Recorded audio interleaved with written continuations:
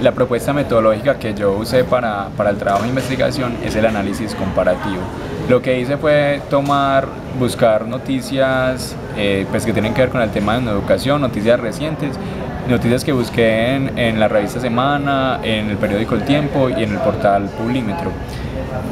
Y pues la idea es que estas noticias pues me lleven a darle solución al problema que planteé de investigación en el trabajo. El problema tiene que ver con las dificultades que se generan en la práctica para la implementación de la educación en Colombia. El análisis lo hice entonces en 3 categorías. La primera, que tiene que ver con las dificultades logísticas para llevar a cabo los procesos educativos. Otra tiene que ver con las dificultades pedagógicas y otra tercera categoría que son las dificultades sociales. Las dificultades logísticas que encontré haciendo un análisis de las noticias pues tiene que ver sobre todo con asuntos de cobertura, ¿sí?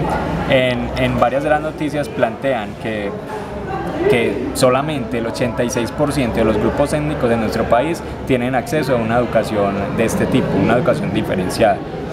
Y pues que eso se da pues porque hay una falta de financiación plena por parte del Estado colombiano, ¿cierto? En lo que tiene que ver con instituciones y pues también en personal docente, digamos, capacitado para este tipo de trabajo.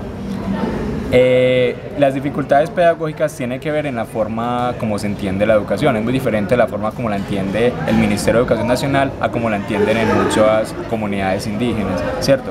Por ejemplo, en una noticia planteaban que en una comunidad indígena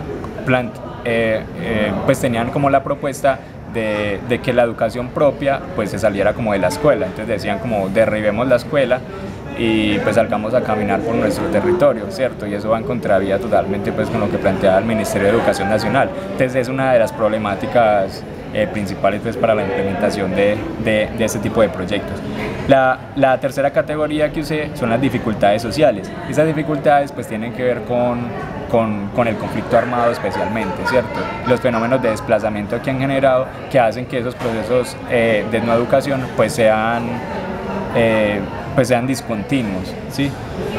Y pues tiene que ver también con las dificultades sociales que se generan, pues tener poco acceso a la educación. Entonces se vuelve como un círculo vicioso, porque no hay buen acceso a educación, eso genera problemáticas sociales y pues como no tienen buenos elementos, digamos, educativos, pues no pueden generar como pues exigir formalmente al Ministerio de Educación Nacional pues que se implanten proyectos educativos en sus territorios.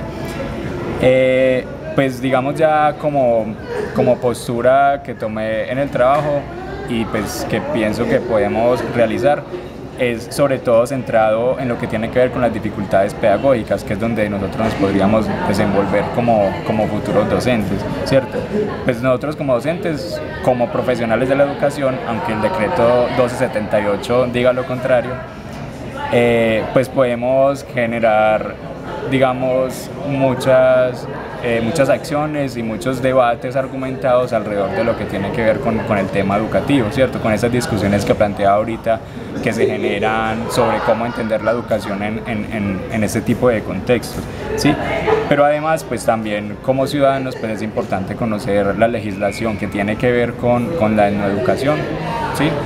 Para pues tratar de velar de que el Estado colombiano cumpla con su obligación histórica de garantizar la educación para todos los colombianos y además, sobre todo, entendiendo que en Colombia la educación es un derecho humano y fundamental.